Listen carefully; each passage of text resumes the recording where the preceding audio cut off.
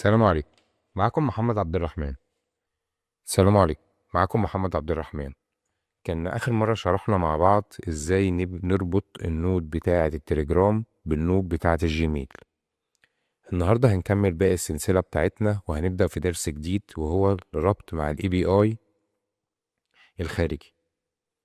بس قبل ما نبدأ نتكلم في النقطة ديت، هو يعني ايه اصلا اي بي اي وامتى هحتاج الكلام دوت. تخيل معايا كده انك انت عملت سيستم داخلي عندك في الشركة وعايز تضيف فيه إمكانية الأوتوميشن. عشان تقدر تضيف الأوتوميشن داخل السيستم بتاعك، لازم تبقى عندك السيستم بتاعك لازم يبقى متاح إن هو يتعامل مع الأبليكيشن التاني. أكتر حاجة أو الحاجة المستخدمة في سوق السوفت وير عشان يبدأ أي أبليكيشن يقدر يتعامل مع الأبليكيشنات التانية بتبقى عن طريق حاجة اسمها API. والمثال اللي معانا النهاردة هو المثال دوت بتاع موقع اسمه نيوز اي بي اي. نيوز اي بي اي ده مفترض موقع اخباري. الخدمة اللي هو بيقدمها لك ان هو بيبدأ يجمع لك الاخبار من اكتر من مكان ويقدمها لك في شكل اند بوينت او اي بي اي بالشكل دوت. بتبدأ الاول تفتح الويب سايت بتاع الموقع وتبدأ بعد كده تعمل لوجن.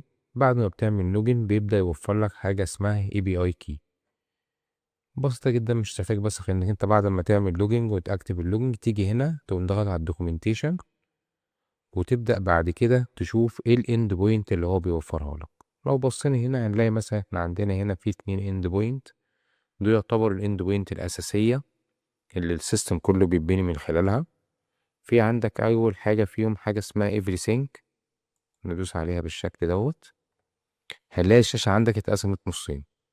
النص اللي هو موجود على ناحية ايدك الشمال هو ده مشروع فيه الاند بوينت ذات نفسها، وبعد كده مشروع فيه البارامتر اللي هو بيحتاجها عشان يبدأ يجيب لك الداتا اللي انت عايزها. يعني هو ده اللي فوق الاولانيه دي اول حاجه، دي احنا اسمها ريكوست بارامتر، دي البارامتر اللي موجوده للاند بوينت. وده بعد كده الريسبونس اللي هو الرد اللي هو بيرد عليه بيك. وكل نقطه من دولت او كل كي من دولت مشروع هو عباره عن ايه بالظبط. طيب معنى ايه الكلام ده برضو؟ تعالوا نبدا الاول نشوف الاند بوينت ديت او ايه اصلا الاند بوينت.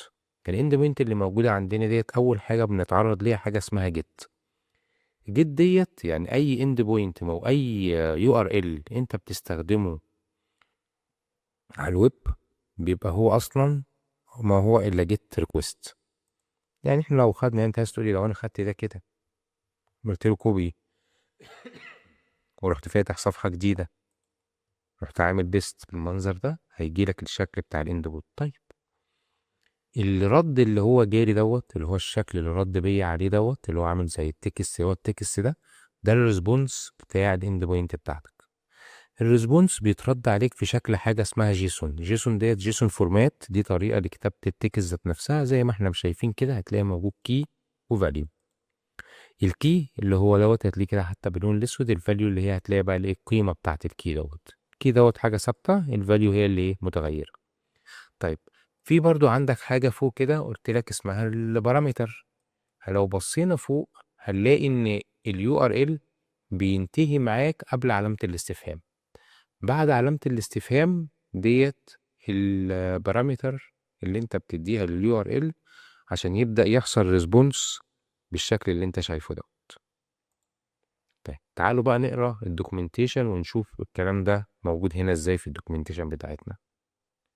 هنلاقي ان اول حاجه بيتكلم على الريكوست بارامتر. طب خلاص انا فهمت ان الريكوست بارامتر اللي هي اي حاجه بعد علامه الاستفهام اللي في اليو ار ال اللي فوق عندي. اول حاجه بيتكلم عن حاجه اسمها اي بي اي كي. قال لك الاي بي اي كي ده كي انت بعد ما بتعمل لوجن بيبدأ هو يعمل لك جينيريت ليه.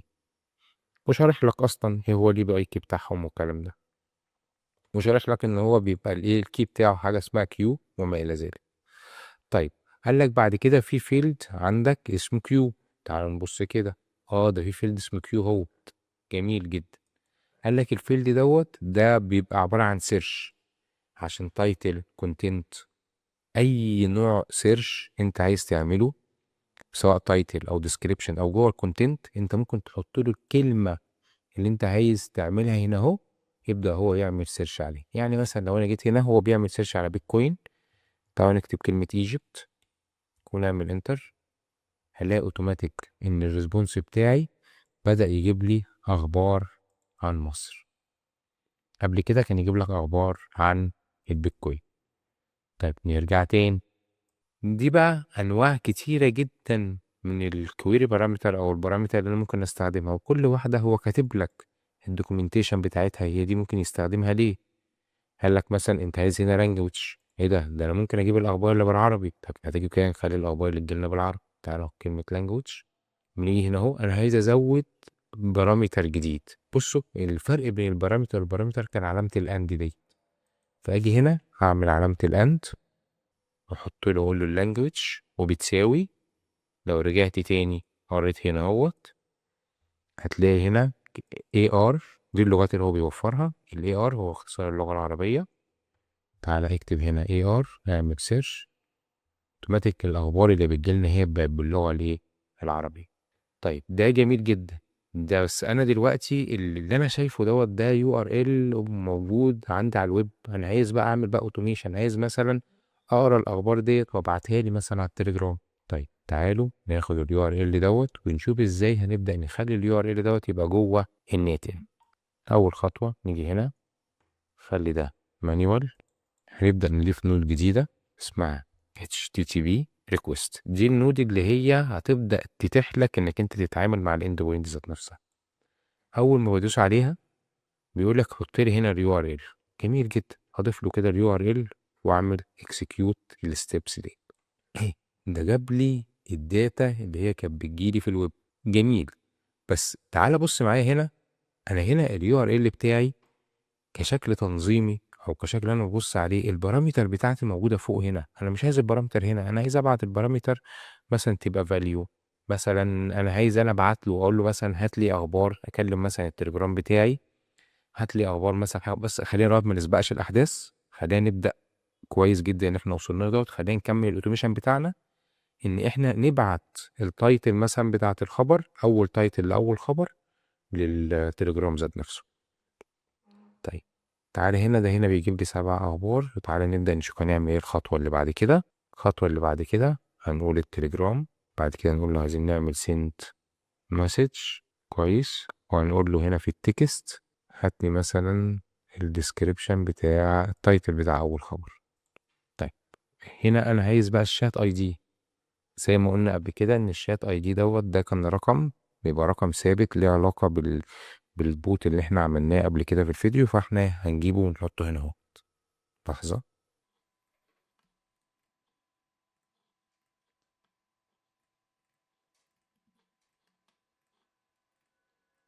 وكنا شارحين قبل كده ازاي نقدر نطلع الرقم بتاع الشات دوت واحنا بنبني البوت بتاعنا. تعالى نعمل اكسكيوت للستبس ديت ونشوف اللي هيحصل.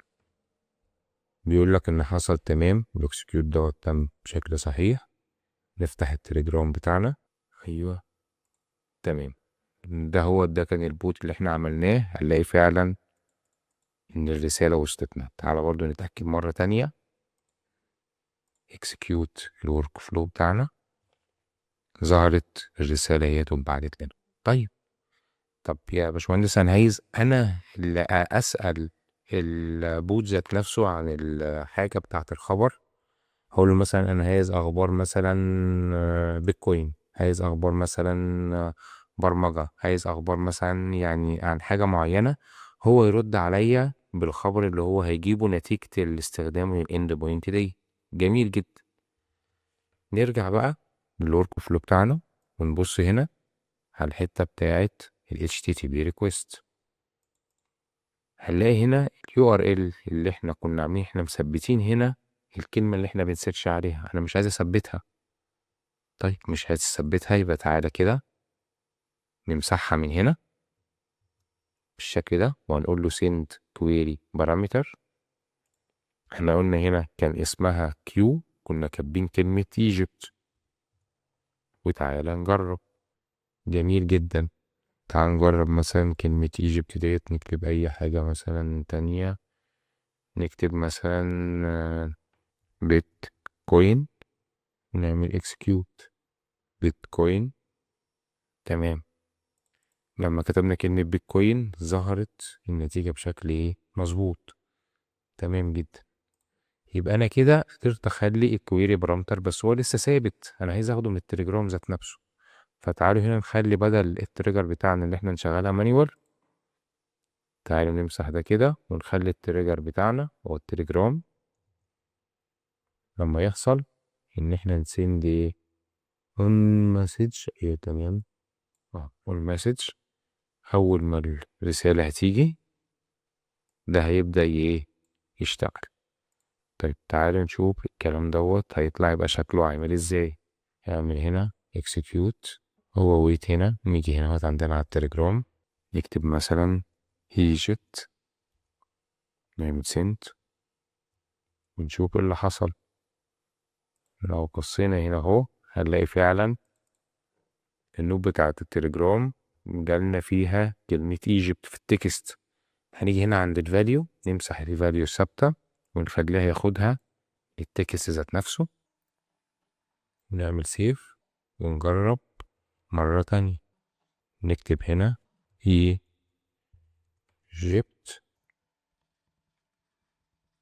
ماشي. ولو كتبت له هنا كلمة بيت كوين، تعالوا نبص هنا ثواني لو معملناش اكسكيوت عشان احنا كنا عاملينها هنا تيست، نرجع تاني نبص هنلاقي ان جاب لنا حاجة ليها علاقة بالبيتكوين. طيب ده جميل جدا. كده احنا اتعلمنا في الدرس دوت ازاي اصلا نقدر نربط مع اي بي اي خارجية او اند بوينت خارجية، وازاي نقدر نستخدم التليجرام ناخد منه رسالة مثلا، وفي نفس الوقت نبعت النتيجة. وفي نفس الوقت ازاي برضو اتعلمنا عن حاجة اسمها كويري بارامتر. كويري بارامتر دوت اللي هو بيقدر نغير من خلاله الانبوت فاليو بتاعي. أرجو يكون الفيديو دوت فاتكم. شكرا جدا.